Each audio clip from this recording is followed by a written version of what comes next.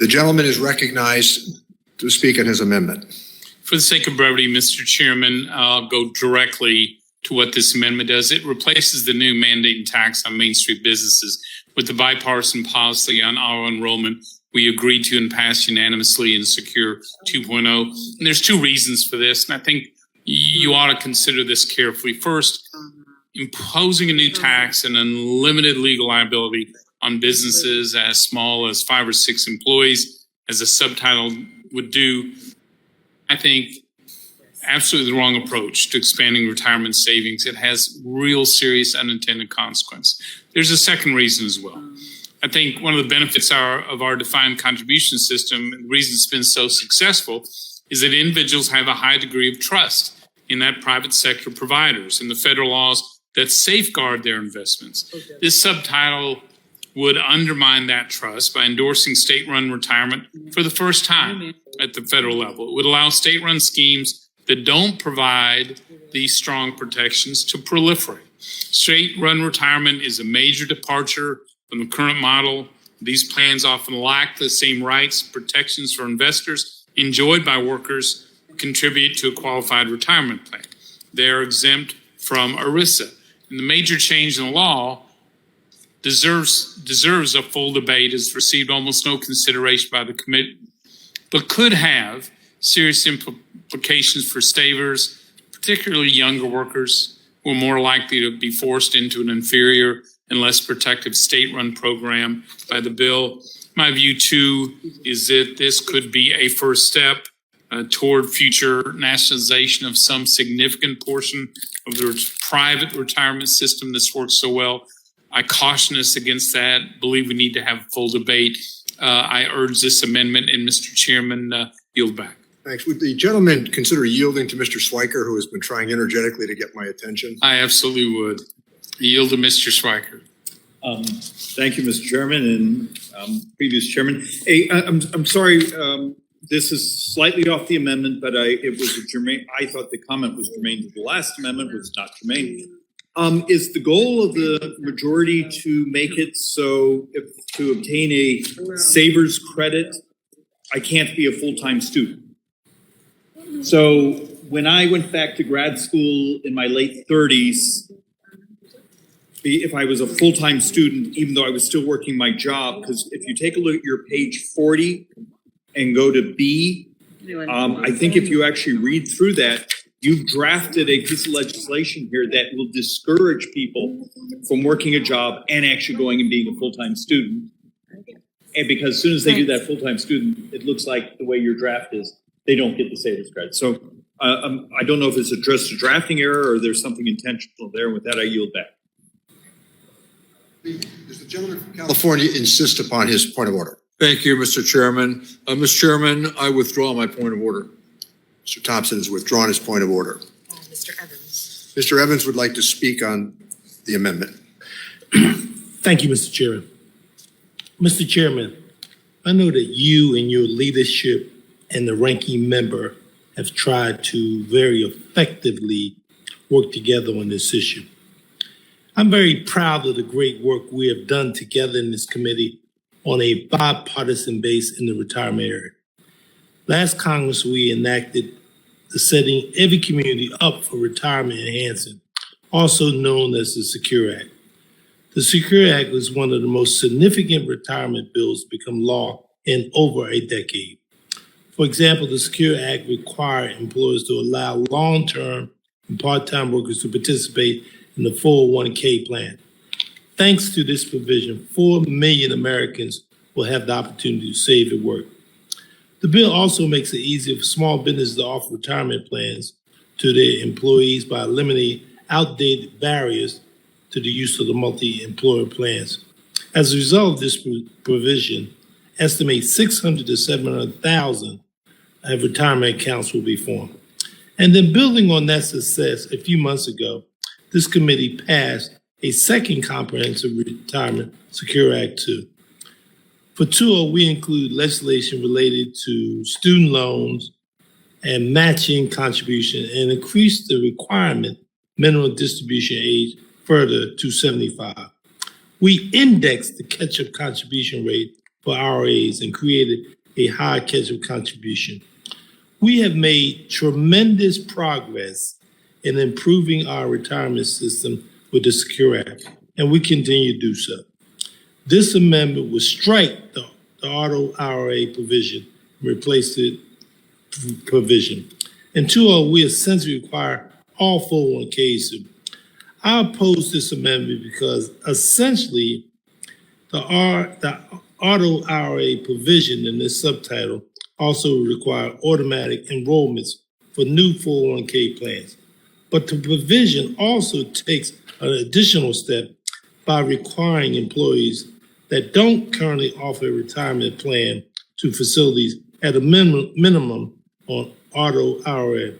We carved out the smallest employers and those who have been in business for a couple of years. But also, when this law goes into effect, millions of Americans, workers, will now have a retirement plan to work. The auto IRA proposal is about addressing the retirement base to base Americans. So, Mr. Chairman, let's not let the work that you have led, along with the ranking member assisting you in this effort, let's not lose what we have built upon. Let's continue building upon better. I say to you, Mr. Chairman, I suggest that we oppose this amendment. I thank the gentleman. Let me recognize the gentleman from Texas on the amendment, Mr. Arrington. Thank you, Mr. Chairman. And I do also commend you for your leadership and working with Ranking Member Brady and really forging the bipartisan outcome of Secure Act and Secure 2.0. It was no small feat. I think it was one of your finest hours as our leader for this committee. I think that and surprise medical billing. I've just never been more proud to be a Ways and Means Committee member. And again, with all due respect, I can't believe that we are to the point in this country in terms of what we see the role of the federal government, that we would tell people, force them, penalize them if they don't, mandate that they set up these retirement accounts. And I don't care whether you're black, Hispanic, or white. I'm offended that somehow we, representatives of the people's government, think that our citizens aren't smart enough, capable enough, responsible enough to set up these retirement accounts when they can. And so it just seems to pierce that sacred veil of freedom and responsibility, both for the small business and for the individual. But then I reflect on the cumulative effect, which you've heard repeatedly from my colleagues, the cumulative effect of all the mandates and taxes and regulations. And I think about just the recent ones, Mr. Chairman and my colleagues, the government shutdowns that our small businesses had to live through. We gave them some PPP relief, but for most, that wasn't making them whole. They have higher input costs across the board, namely energy costs now with inflation. We sidelined millions of their employees. Just recently, 50% of all small businesses could not hire everybody back to serve their customers. And like I said, some have had to shut down completely. You go to the tax side, the marginal rates are going to increase according to my colleague's plan. The corporate rates are going to increase, and most people don't appreciate, but 80% of all corporations are small businesses with about 25 employees or less. Senator Wyden, and I don't know because I haven't seen the tax subtitle, but the Senator Wyden wants to repeal the 20% deduction that small businesses get. That's $66 billion in savings that 21 million small businesses get. And then we're going to double the capital gains tax. That's going to smack them around. And then you've got the oil and gas guys, 9,000 small independent oil and gas folks that work so hard to give us energy independence, to give us reliable, cost-effective energy and fuel for this economy and for our consumers. And this is going to hit those guys, not to mention the punitive tax provisions that I hear are coming down the pike. We talked about the death tax and the 2 million family farms. 12 weeks. These folks are going to get a mandate where people can leave for 60 days with 7 days notice. If the PRO Act is included in this, we're going to unionize. We're going to force unionization and usurp the freedom of their employees and, again, force feed a mandate to these small businesses. I just think about all of that cost and that burden and that government intervention. I can't believe America has been as powerful and as prosperous over the years and as exceptional without the government there to hold our hand all the way through it. We're over coddled. We are we've created an entitlement culture.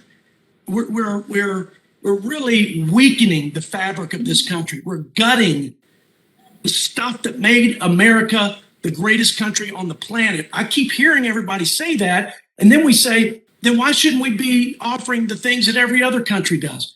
Well, the first answer is because we can't afford it. The second answer is we all want these things, but there is a better way to go about it than such heavy-handed, top-down interventionist policy. So I hope you'd reconsider. I don't think you will, Mr. Chairman, but I needed to express that strong view. I support my colleague's amendment, obviously, my ranking member, and I yield back the remainder of my time. I thank the gentleman. Question comes on the amendment offered by Mr. Brady. Those in favor signify by saying aye. Aye. Those opposed, no. No. In the opinion of the chair, the noes have it. Now, on that, Mr. Chairman, I would ask a Mr. Brady has recorded vote. requested a roll call vote, and the clerk will call the roll. Mr. Doggett? Mr. Doggett? Mr. Thompson? Thompson, no. Mr. Thompson votes no. Mr. Larson? No. Mr. Larson votes no. Mr. Blumenauer? Mr. Blumenauer? Mr. Blumenauer? No. Mr. Blumenauer? Mr. Blumenauer votes You have to use the mic. You have to use the mic. The mic, she can't hear you. It's right here.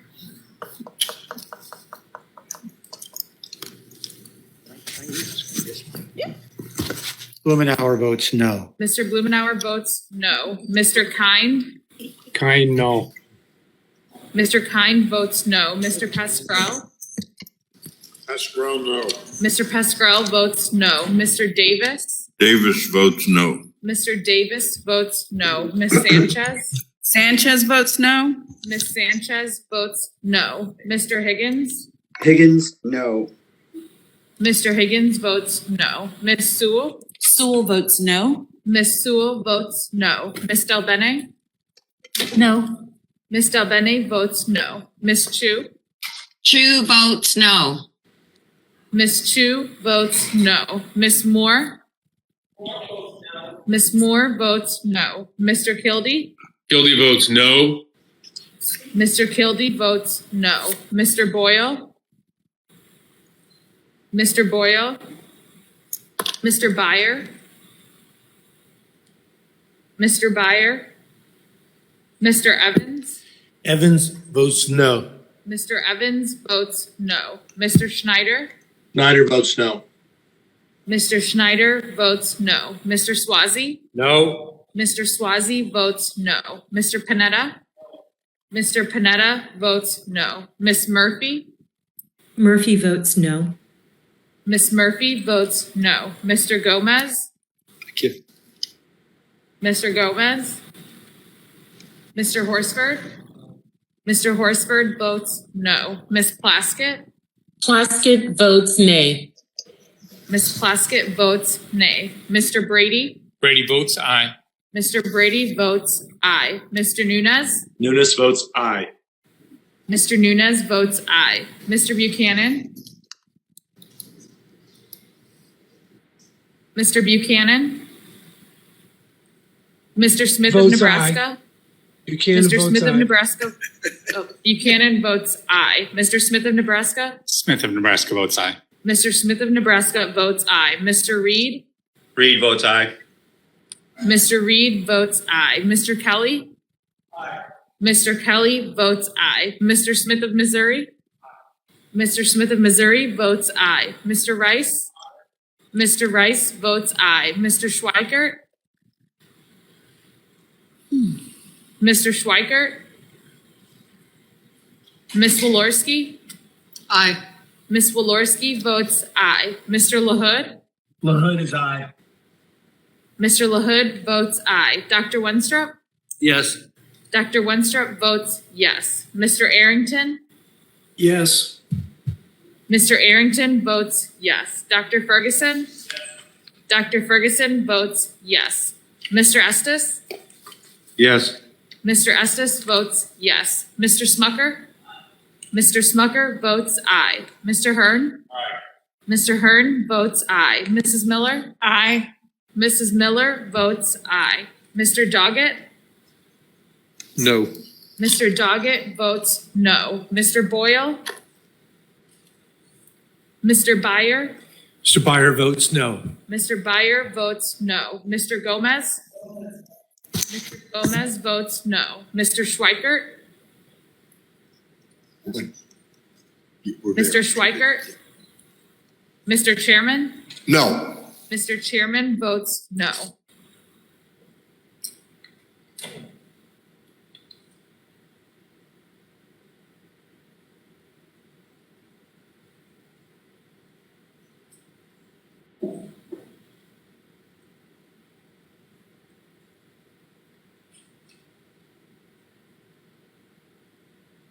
Mr. Chairman, I have 24 noes and 17 ayes.